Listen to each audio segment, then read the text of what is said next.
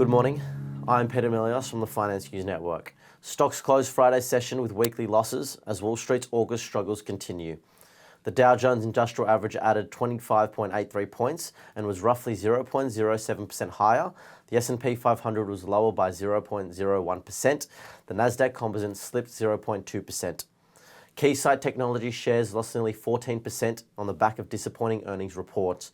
Deere and Estée Lauder also fell about 5.3% and 3.3% respectively after announcing their earnings. Shares of major tech companies including Meta, Amazon, Microsoft and Alphabet continued their decline for the week. And Nvidia is the highlight on the earnings calendar for the week. The stock has gained almost 200% year to date, outpacing the SOX 35+% gain and its notable rally of nearly 25% on May 25, following impressive Q1 results and exceptional strong Q2 guidance. The company reports after Wednesday's market close. Overall, the Dow ended the week lower by 2.2%, its worst week since March. Meanwhile, the S&P 500 fell 2.1% and registered a third straight week of losses, a streak that hasn't happened since February. The Nasdaq Composite shed about 2.6%, tumbling for the third consecutive losing week, a first since December. The 10-year US Treasury yield on Thursday rose to its highest level since October 2022.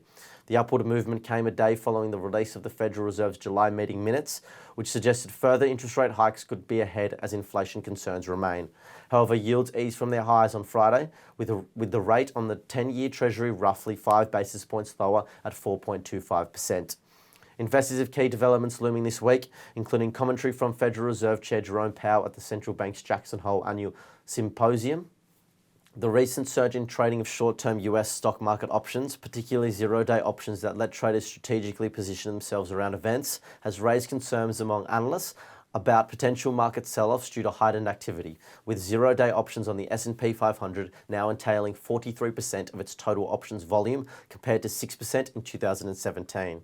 Turning to US sectors now, energy was the best performer on Friday, whilst communication services was the worst. The SPY futures are pointing to a 0.3% fall. Thank you for listening.